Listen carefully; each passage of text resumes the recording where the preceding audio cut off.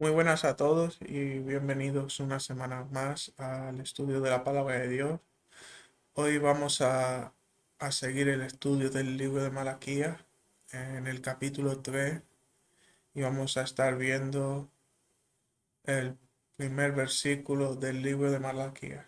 Eh, para ello vamos a dar lectura a los primeros versículos y así tener un contexto también global de cómo se inicia este capítulo 3 del libro de Malaquías. Dice así. Malaquías capítulo 3 versículo 1. Vamos a leer hasta el 5. He aquí yo envío mi mensajero, el cual preparará el camino delante de mí. Y vendrá súbitamente a su templo el Señor, a quien vosotros buscáis, y el ángel del pacto, a quien deseáis vosotros. He aquí viene, ha dicho Jehová de los ejércitos. ¿Y quién podrá soportar el tiempo de su venida? ¿O quién podrá estar en pie cuando Él se manifieste? Porque Él es como fuego purificador y como jabón de lavadores. Y se sentará para afinar y limpiar la plata, porque limpiará a los hijos de Leví. Los afinará como a oro y como a plata, y traerán a Jehová ofrendas en justicia. Y será grata a Jehová la ofrenda de Judá y de Jerusalén, como en los días pasados y como en los años antiguos. Y vendré a vosotros para juicio, y seré pronto testigo contra los hechiceros y los adúlteros, contra los que juran mentira y los que defraudan en su salario al jornalero, a la viuda y al huérfano, y los que hacen injusticia al extranjero, no teniendo temor de mí, dice Jehová de los ejércitos. En los estudios anteriores estuvimos viendo cómo el sacerdocio de Israel estaba deshonrando a Dios y menospreciando su nombre, convirtiéndose lo mismo en piedra de tropiezo para todo el pueblo de Israel, enseñando con sus actos que hacer lo malo no tenía consecuencias y que a pesar de no seguir la palabra, su prosperidad aumentaba día a día. Pero esto iba a terminar, la justicia de Dios iba a ser manifiesta. En el versículo 1 de este capítulo 3 dice, He aquí yo envío mi mensajero, el cual preparará el camino delante de mí. Así es como empieza el versículo 1 de este capítulo 3 de Malaquías. Como digo, Dios se había cansado del sacerdocio levítico por su maldad, como vimos en los estudios pasados. Y anuncia que va a enviar a un mensajero delante de él.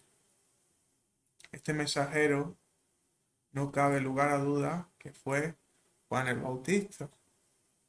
De eso deja constancia el propio Jesús. En el libro de Mateo, por ejemplo, en Mateo 11 y versículos 10 y 11 dice, porque este es de quien está escrito, he aquí yo envío mi mensajero delante de tu faz, el cual preparará tu camino delante de ti. De cierto os digo, entre los que nacen de mujer no se ha levantado otro mayor que Juan el Bautista, pero el más pequeño en el reino de los cielos, mayor él es que él. Juan, Juan el Bautista, anunciaba la llegada del reino de los cielos, la llegada del Señor, para reinar su reino en justicia. Por ello, el mensaje de Juan era claro de arrepentimiento por los pecados, ante la llegada del Señor como rey. Hubo en ese momento algunos judíos que creyeron a Juan y muchos otros que no lo creyeron. Pero los que creyeron a Juan creían que en su tiempo se iba a dar cumplimiento a la profecía que estaba escrita en los siguientes versículos del libro de Malaquías, que llegaría el Señor, los liberaría de la maldad que existía en la nación, los iba a reinar, los iba a liberar de la opresión de los romanos en ese caso, y de las demás naciones que lo oprimían, dando a Israel aquello que le era por derecho desde los tiempos de Abraham. Pero como sabemos, iremos viendo, se equivocaron en pensar que ese era el tiempo de la profecía. Volviendo a Malaquía, volver al libro de Malaquía,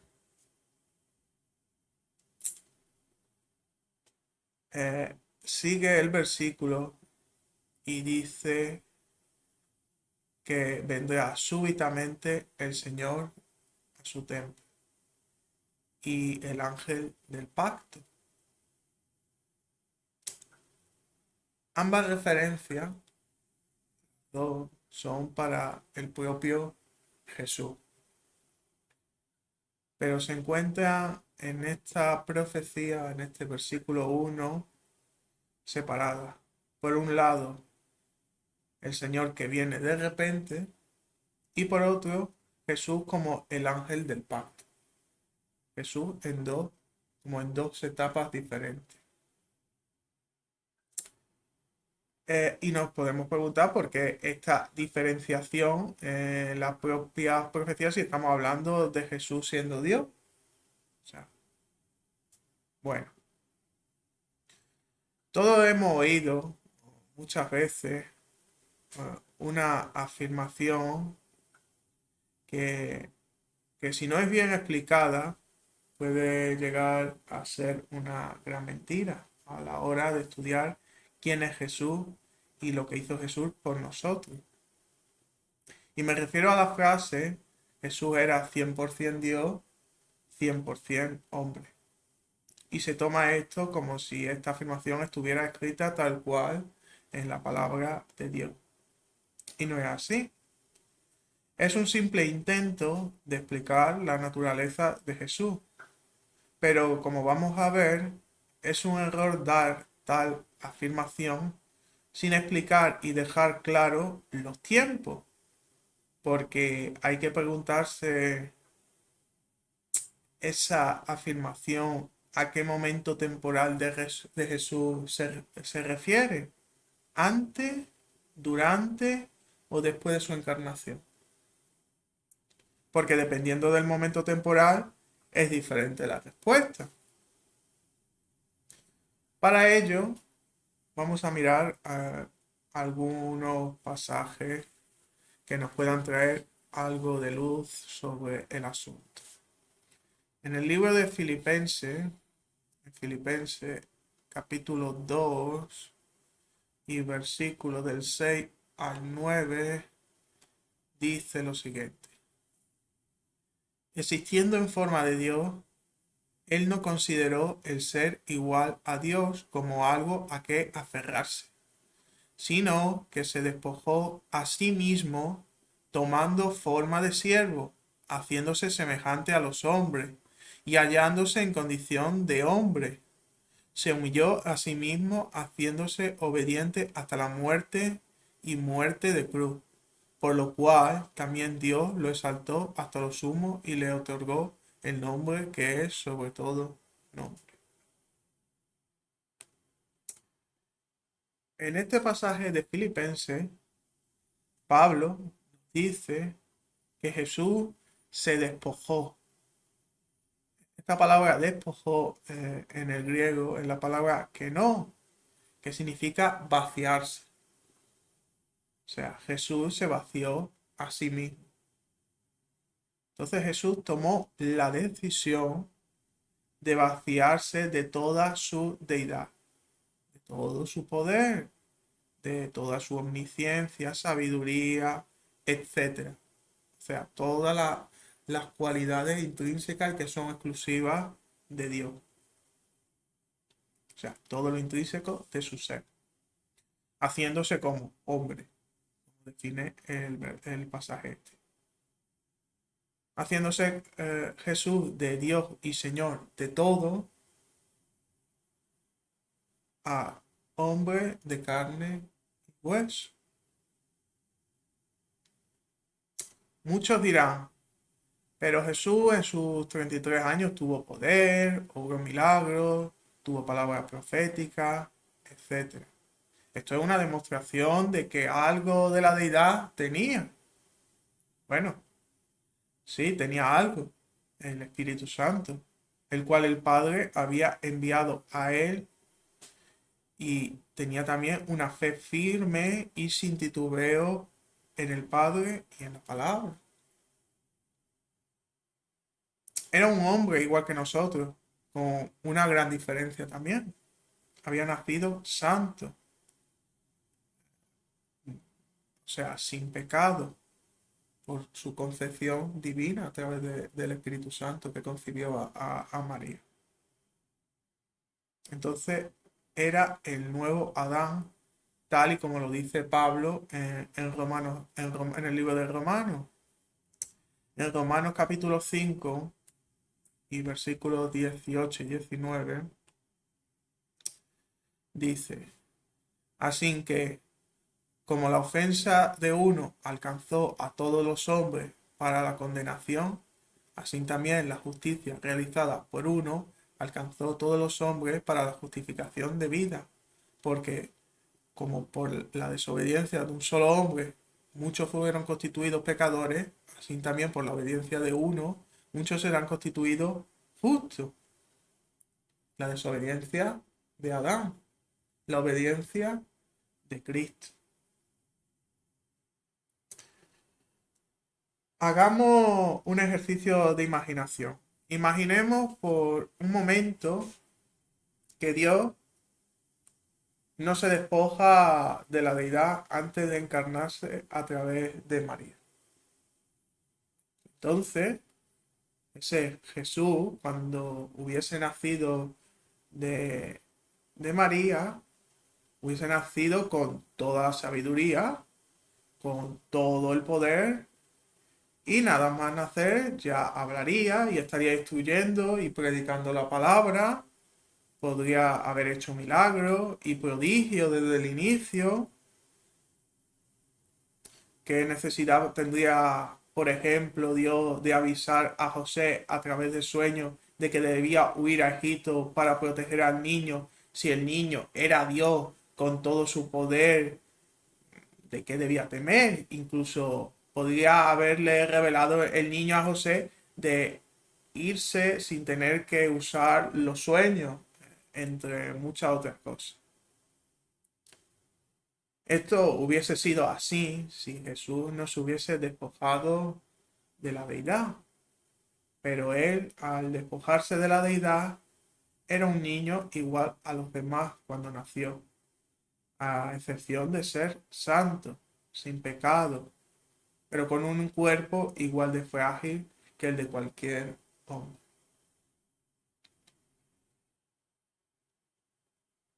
Y no es solo este análisis de estas hipotéticas cosas que hubiesen ocurrido si Jesús hubiese tenido al nacimiento su deidad intacta, sino que imaginemos, Jesús llega a la cruz y se sacrifica teniendo algo de su deidad, a la cual no tiene acceso o nunca pudo tener acceso el hombre.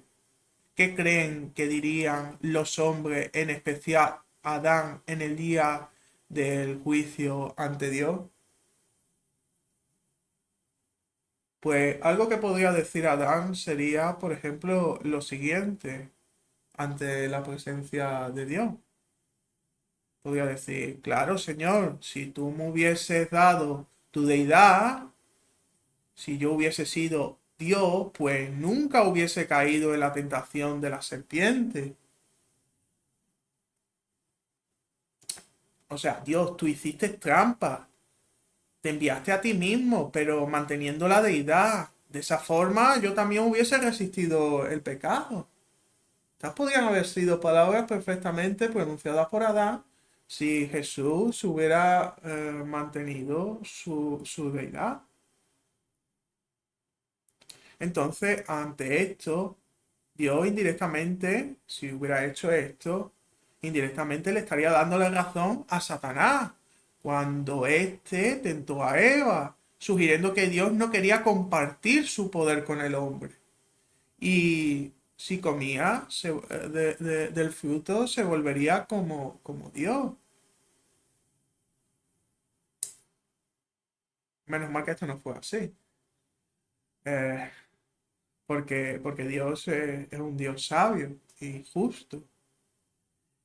Y en la mayor obra de su justicia y misericordia, Dios no podía dejar de serlo, alterando sus propias normas para resultarle más fácil a él mismo el guardar la santidad. Los 33 años que estuvo como hombre entre nosotros. Es por esto mismo, como bien explica Pablo, Jesús se despojó completamente de su propia deidad y simplemente recibió lo mismo que un siervo del Señor podía recibir, el Espíritu Santo, obrando a través de su fe en la palabra de Dios, siendo fiel a Dios, al Padre en todo. Pero ahora alguien puede decir, pero en Colosenses dice otra cosa. Vamos al libro de Colosenses. En Colosenses 2, Colosenses capítulo 2 y versículo 9 dice, porque en él habita corporalmente toda la plenitud de la deidad. Entonces te dice, claro, Jesús es 100% Dios. Lo dice Colosenses 2:9. Tiene la plenitud de la deidad. Sí, es cierto, Jesús es Dios. Y Jesús tiene la plenitud de la deidad. Entonces esto parece que este pasaje de Colosenses, que dice que en Jesús habita corporalmente toda la plenitud de la deidad, contradiga el pasaje que hemos leído antes de Filipenses, donde dice que se despojó de la deidad. Entonces el propio Pablo decía a uno una cosa y a otro otras cosas.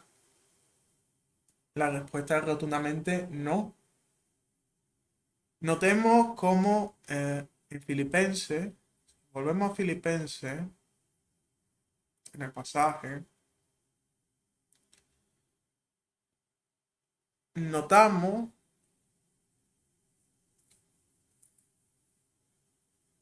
cómo se utiliza o cómo los tiempos verbales utilizados se refieren al pasado. Al pasado. Pablo está hablando en pasado. Un pasado que lo limita a sus 33 años sobre la tierra. Desde su nacimiento carnal eh, de María hasta la crucifixión. Mientras que si leemos Colosenses, si volvemos a Colosenses, lo que vamos a ver, tenemos un Pablo hablando en presente, de un Jesús presente, en el presente, en el presente de Pablo y en nuestro presente actual, que va desde la crucifixión en adelante. Podemos decir hasta la eternidad.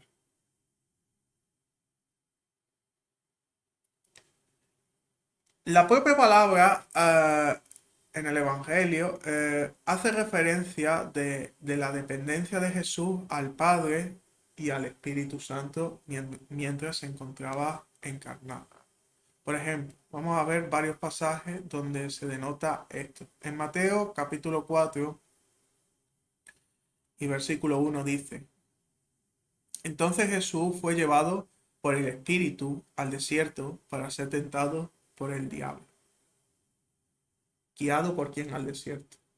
¿Por él mismo o por el Espíritu Santo? Espíritu Santo. El Espíritu Santo guiaba a Jesús. En Lucas 4, versículo 14, dice, Entonces Jesús volvió en el poder del Espíritu a Galilea, y su fama se difundió por toda la tierra de alrededor. Volvió en el poder del Espíritu Santo. O sea, el Espíritu Santo daba poder a Cristo. En Lucas 5, versículo 17, dice: Y aconteció en uno de esos días que Jesús estaba enseñando y estaban sentados allí unos fariseos y maestros de la ley que habían venido de todas las aldeas de Galilea, de Judea y de Jerusalén. El poder del Señor estaba con él para sanar. El poder del Señor que venía, como decía antes, a través del Espíritu Santo, le daba la capacidad de sanar. Tenía el don de sanidad en ese momento. En Juan 10, versículo 18, dice: Nadie me la quita, sino que yo pongo de mí mismo. Tengo poder para ponerla y tengo poder para volverla a tomar. Este mandamiento recibí de mi Padre, refiriéndose a la vida, de darla o tomarla. Pero, ¿quién le da esa autoridad? El Padre. O sea, ese poder, esa autoridad, se la da el Padre. Por eso Él puede gestionar esto. En Juan 4, versículo 34, dice: Jesús le dijo: Mi comida es que yo haga la voluntad del que me envió y que acabe su obra. ¿A quién se sujetaba Jesús? Al Padre. La voluntad del Padre, no su voluntad, sino la voluntad del Padre. Juan 5:30.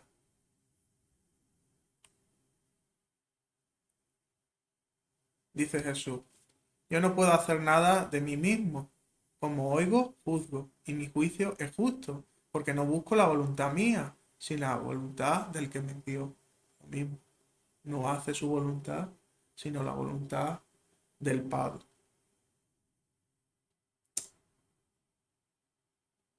Y el mismo poder que él tenía en su encarnación, Jesús se lo promete a los discípulos. En Lucas 24, versículos 49, dice: He aquí yo enviaré el cumplimiento de la promesa de mi Padre sobre vosotros. Pero quedaos vosotros en la ciudad hasta que seáis investidos del poder de lo alto. ¿De qué poder estamos hablando? Del Espíritu Santo. El poder cobraba en Jesús también. En Hechos 1,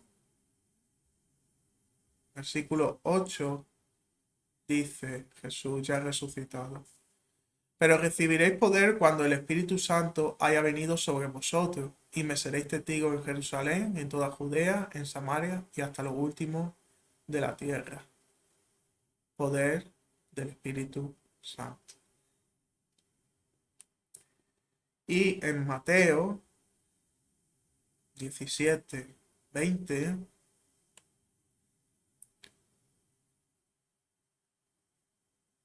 dice lo siguiente: Jesús le dijo: Por causa de vuestra poca fe, porque de cierto os digo que si tenéis fe como un grano de mostaza, diréis a este monte: Pásate de aquí allá, y se pasará.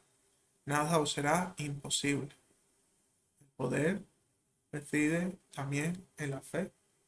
A través de la fe se activa el poder de Dios, mediante el Espíritu Santo, que en este caso moraba en Jesús y que iba a morar después en los cristianos, en sus discípulos y todos los que iban a venir después.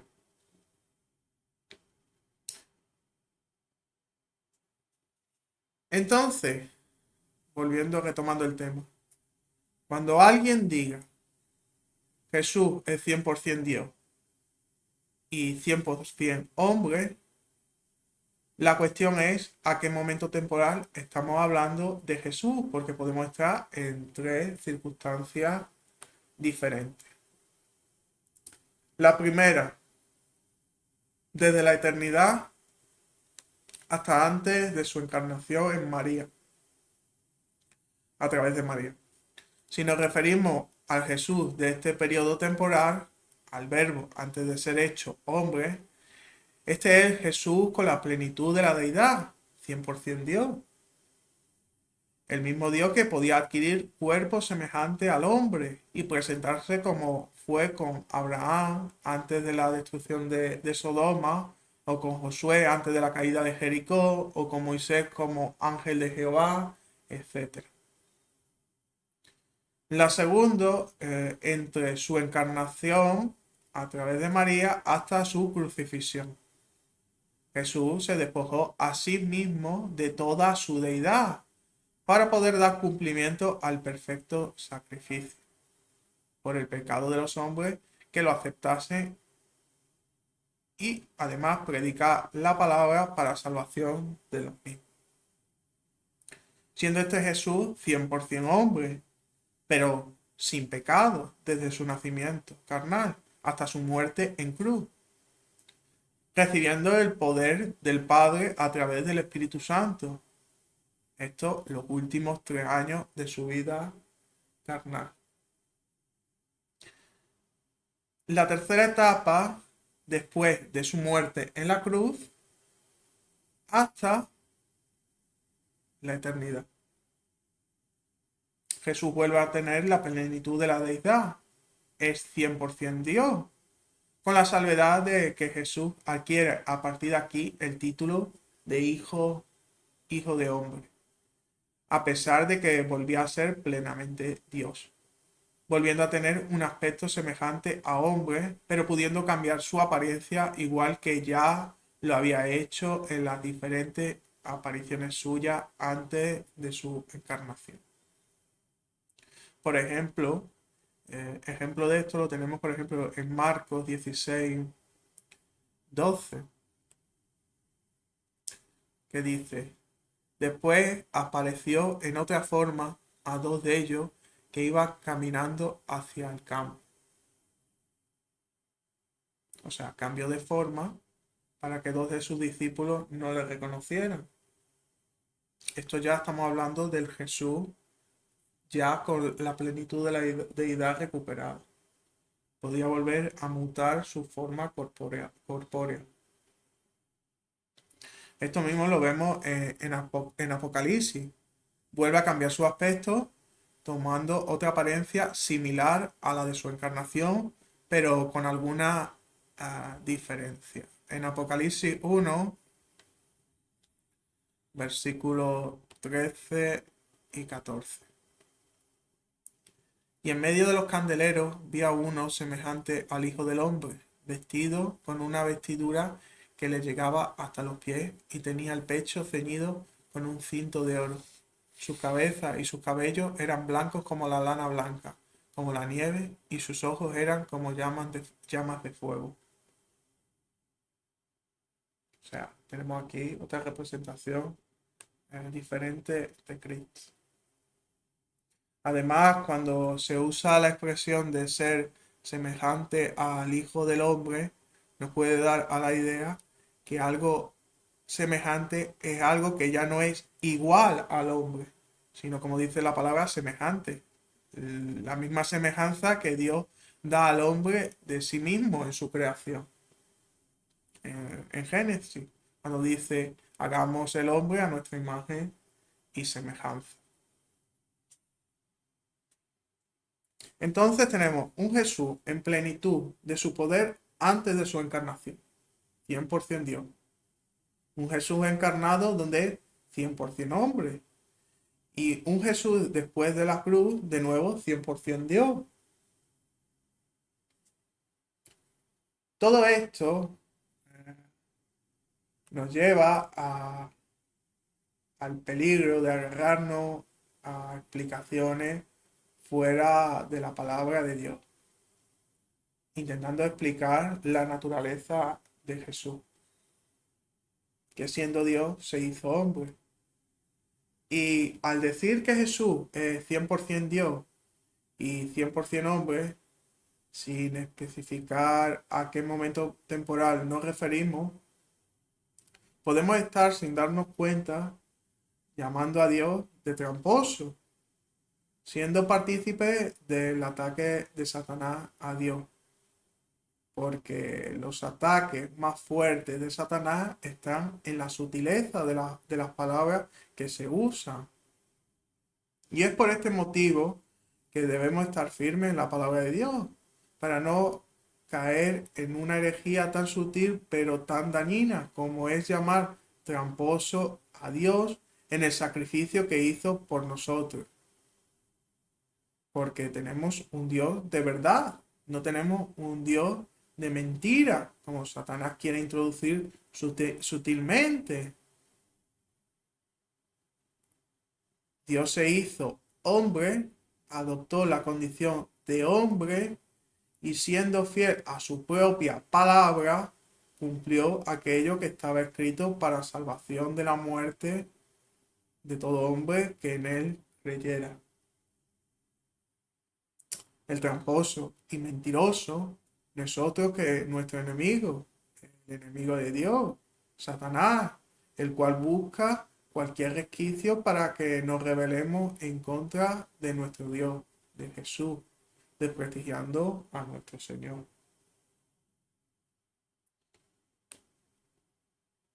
Entonces, cuando alguien le diga Jesús es 100% Dios y 100% hombre, la pregunta siguiente es ¿a qué Jesús se refiere? ¿El de antes, el de durante o el de después de su encarnación? Porque el que diga que el Jesús encarnado, siendo Dios, atesoraba su deidad, o sea, tenía en ese momento el 100% de Dios, ojo, que lo que nos dice esta persona es que Dios nos miente y es un tramposo en su sacrificio. Son palabras del mismísimo enemigo. Jesús encarnado era Dios, el verbo encarnado, sin su propia deidad, siendo 100% hombre. Quizá la mejor forma para decir lo que realmente era Jesús encarnado es ver a ese Jesús encarnado, el cual sabe lo que es y a qué ha venido. Es Dios, pero sin tener en ese momento ninguno de los atributos que solo Dios tiene, siendo un hombre al 100%, santo desde su nacimiento, eso sí.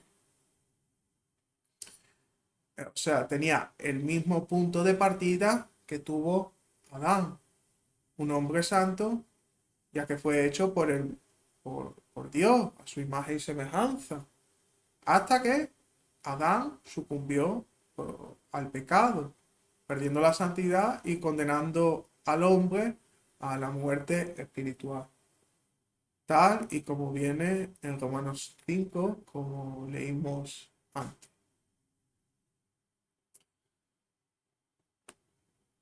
Volviendo de nuevo ya al pasaje nuestro de Malaquías, después de este inciso,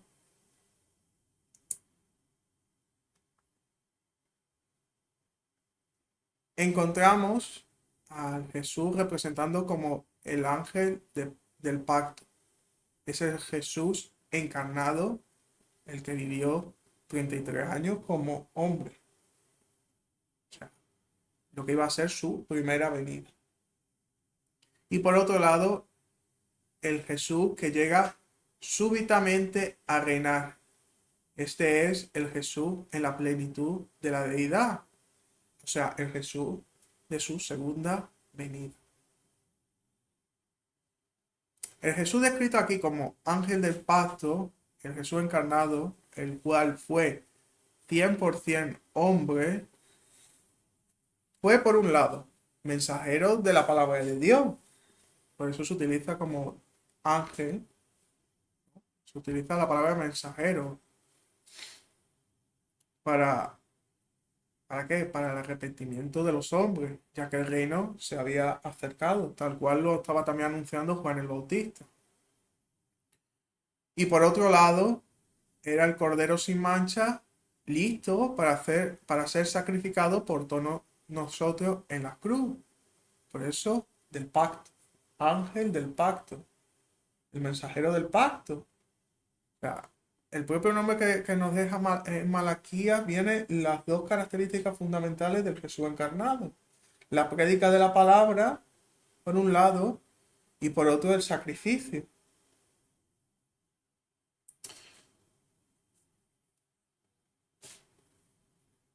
Este, como he dicho, es el Jesús de la primera venida. Despojado de su deidad, pero con unos objetivos muy claros. Y siempre, siempre dirigido por el Padre a través del Espíritu Santo. Por otro lado, tenemos el Jesús como el Señor que va a su templo, el de la segunda venida. O sea, el primero que es nombrado en este pasaje de Malaquía. Y lo identificamos por esta expresión de repentinamente. Cuando dice, y vendrá súbitamente, repentinamente. Es la misma forma de aparición que el propio Cristo utiliza hablando con sus discípulos en el Monte de los Olivos después de haber estado visitando el templo, hablando de sí mismo. En Mateo 24, vamos a ir a Mateo 24, versículo 27,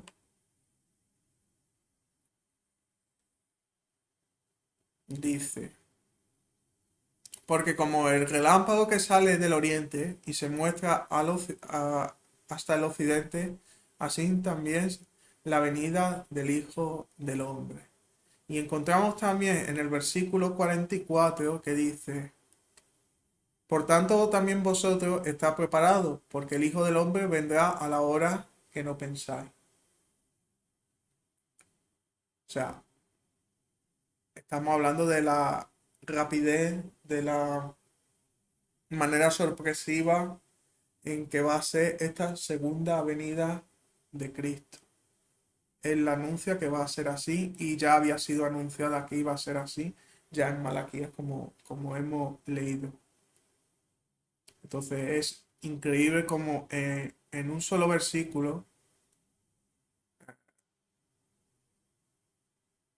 cómo se hace la referencia como Jesús el Señor por un lado y por otro lado Jesús el ángel del pacto. Tenemos definidas las dos venidas de Jesús a la tierra.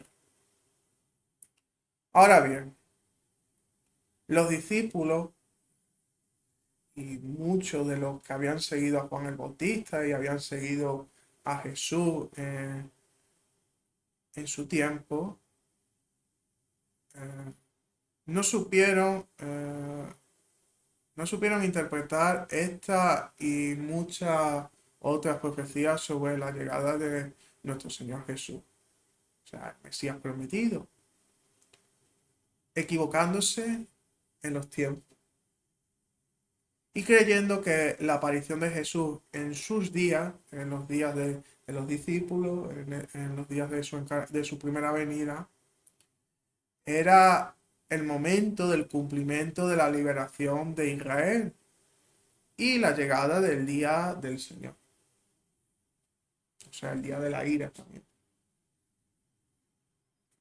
Esto lo podemos notar cuando los discípulos le hacen las preguntas después de visitar el templo en Mateo 24 también. En Mateo 24:3 le pregunta, y estando él sentado en el monte de los olivos, los discípulos se le acercaron aparte diciendo, Dinos, ¿cuándo serán estas cosas y qué señal habrá de su venida y del fin del siglo? Estas preguntas vienen después de la afirmación que hace Jesús en el versículo 2 de que no quedaría nada del templo. Ellos entendieron esto como el momento del inicio de la ira de Dios y la llegada del milenio terrenal prometido a través de los profetas. Y que todo esto iba a ocurrir ya mismo. Era el momento. Por eso ellos querían saber cuál sería la señal que iniciaría todo, para ellos mismos estar también listos y preparados. Pero se equivocaban. Se equivocaban porque habían interpretado mal la profecía, por ejemplo, de Malaquías 3:1, esta que hemos estado leyendo, la cual tiene un salto temporal, las dos venidas, las cuales ellos en un principio no ven, esas dos venidas. Después de esto, Jesús es capturado y es crucificado. Y seguramente la esperanza de los discípulos ante que era el gran momento de la venida del reino milenial decayó. Pero con la resurrección, sus ánimos vuelven a exaltarse. Y la misma pregunta se la vuelven a hacer al Señor en el libro de Hechos. En Hechos, capítulo 1 y versículo 6, vuelven los discípulos a preguntar. Entonces los que se habían reunido le preguntaron diciendo, Señor, ¿restaurarás el reino a Israel en este tiempo?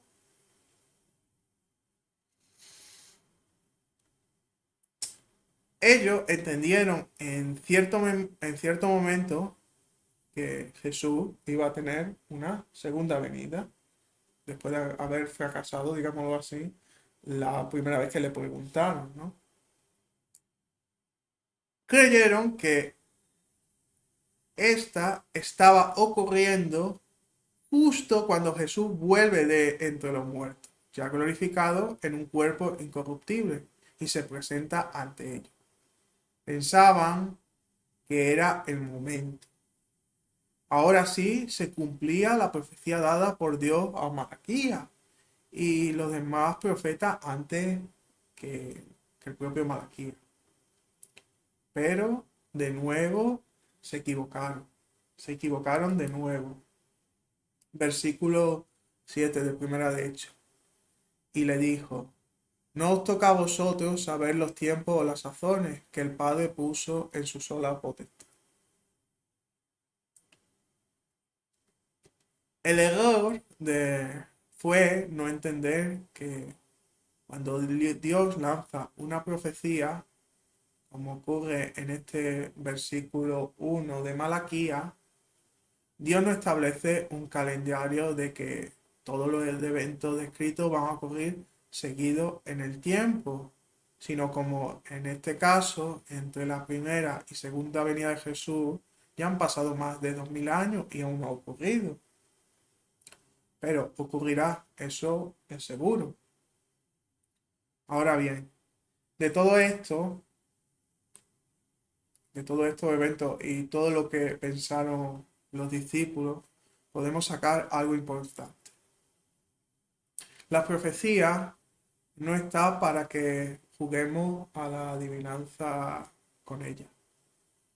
Dios expuso lo que iba a ocurrir a través de los profetas, en este caso en concreto a través de Malaquías, para dejar constancia de que Él es Dios sin ninguna duda.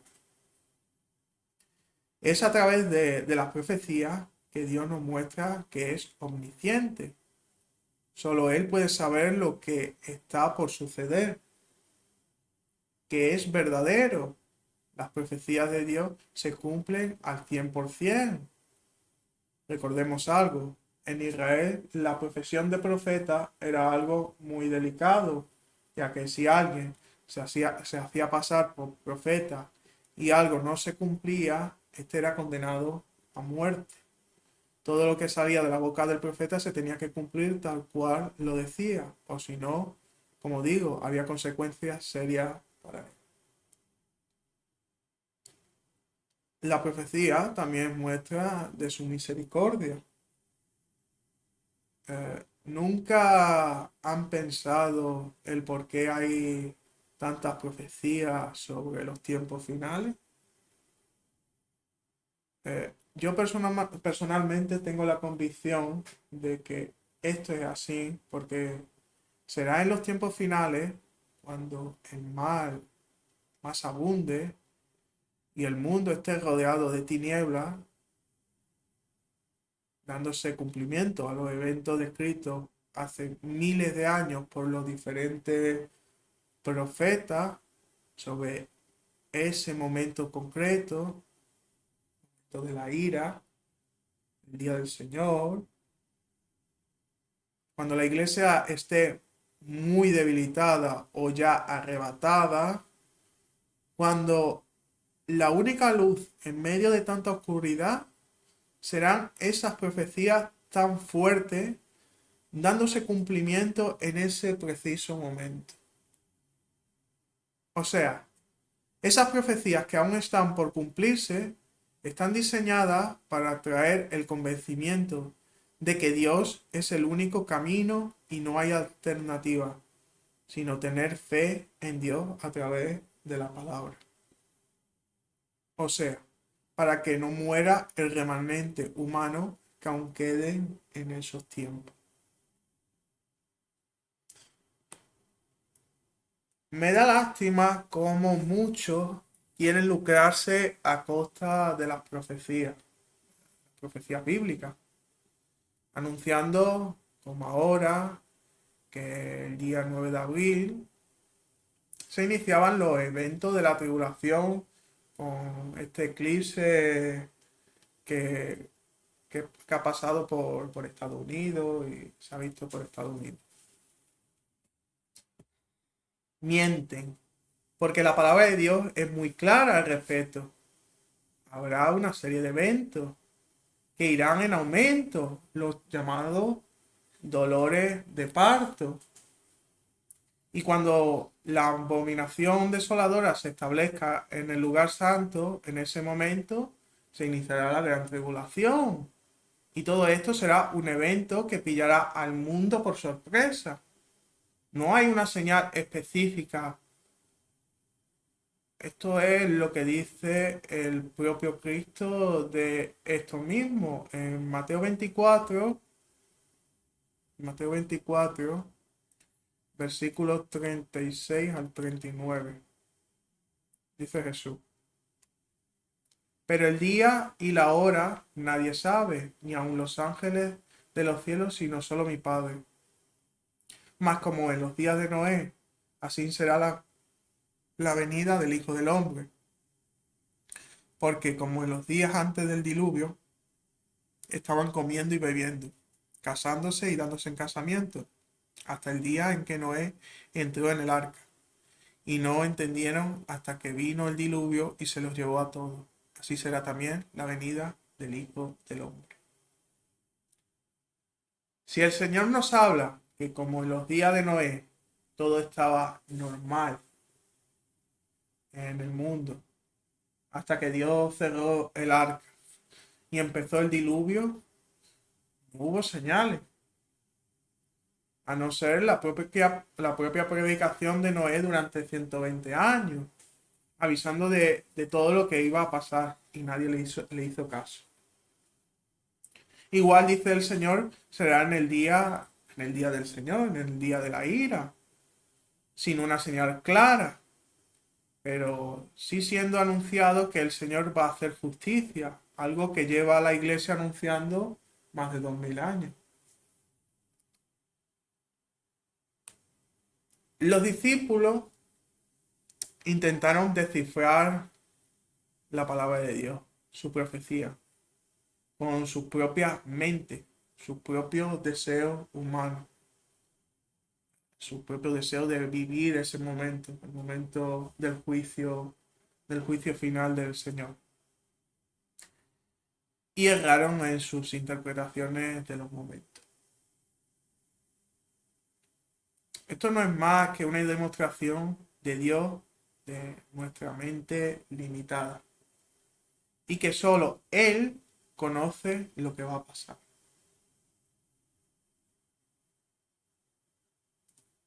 ¿Cómo creen que ve Dios a aquellos que anuncian tal día se va a dar cumplimiento a tal profecía de Dios y después, como siempre, se equivocan? Estos hombres han jugado a ser videntes, a imaginar en sus mentes la verdad de Dios, engañando a muchos y lucrándose la mayoría de ellos. Porque la mayoría de vídeos que se hacen al respecto sobre lo que ocurriría o cuándo ocurrirían el final de los tiempos son temas muy morbosos para la gente. Pero son gente las que creen estos vídeos que si han leído mínimamente la palabra de Dios o si la entienden mínimamente, deberían saber que ese tipo de vídeos tienen una base bíblica falsa. El Señor en ningún pasaje nos manda a que estemos dando teorías sobre sus profecías, sino a algo más importante. En Mateo 24:42 dice: Velad pues, porque no sabéis a qué hora ha de venir vuestro Señor. Esta es la verdad. No sabemos cuándo viene. No sabemos cuándo es la tribulación. Solo sabemos que habrá una serie de síntomas que lo preceden. Y el Señor solo nos da una instrucción: velar, velar. O sea, que estemos pendientes. Y cuando estos síntomas se den, es necesario más que nunca predicar la palabra, guardar la santidad y sobreedificar, para ser hallados por el Señor a su venida como buenos siervos del Señor. Sé que este estudio puede llegar a ser polémico, no ha sido sencillo, he tenido dificultades para desarrollar este estudio con cosas que no me habían pasado. Quizás he molestado a alguien, ¿no? Al preparar este estudio. Puedo decir que cuando tenía el estudio prácticamente completo, con un ordenador nuevo, eh, he hecho centenares de trabajos en ordenador y es la primera vez que me ocurre que me quede sin el trabajo completo, borrado completamente. Y he tenido que hacer de manera rápidamente reconstruir todo el estudio de nuevo. Entonces, creo que eso es síntoma de que este tema y de lo que he hablado aquí tiene una importancia vital que no agrada a todos, como es lógico. Esto no es para agradar. Estos son verdades, mentiras sutiles que hay por detrás, a las cuales puedo decir que al enemigo no le hace gracia. Y, y ha sido evidente con lo que me ha pasado, teniendo que rehacer un estudio en menos de un día, eh, que, que lo que estaba tocando era algo importante. Entonces, espero que no juzguen y estudien la palabra de Dios para poder llegar a buenas conclusiones. No guiarse por aquello que tenemos aprendido o sobreentendido de aprendizaje antiguo y simplemente dejarnos guiar por la propia palabra. Porque esta afirmación de Jesús es 100% Dios, 100% hombre, es casi un mantra dentro de las propias iglesias. Y, y es un mantra creado por hombres. Eso es así.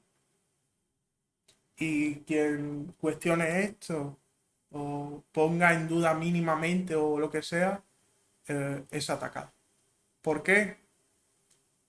Pues Dios lo sabrá por qué.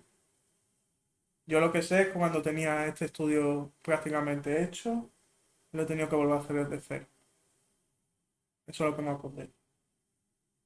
¿Por qué? Pues Dios sabrá, porque así. Yo lo que sé es que lo he tenido que hacer de nuevo. Pero bueno, son cosas que pasan.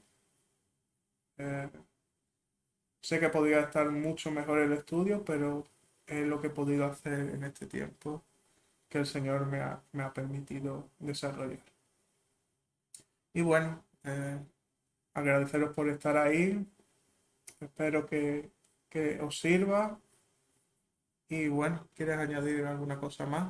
Bueno, darle las gracias a todos por habernos acompañado en este estudio tan importante, tan importante. Aquí podemos darnos cuenta que hay que estudiar la palabra a profundidad. No debemos conformarnos con las enseñanzas tradicionalistas que muchas veces hemos recibido durante años. Debemos siempre estudiar la palabra a profundidad.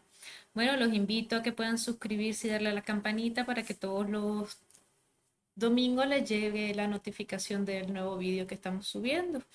Y también que puedan darles like a los vídeos, que puedan ver nuestros otros vídeos para que aprendan también junto a nosotros y que nos acompañen la próxima semana como siempre.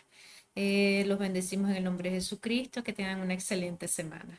Que Dios les bendiga y tengan una buena semana. Amén.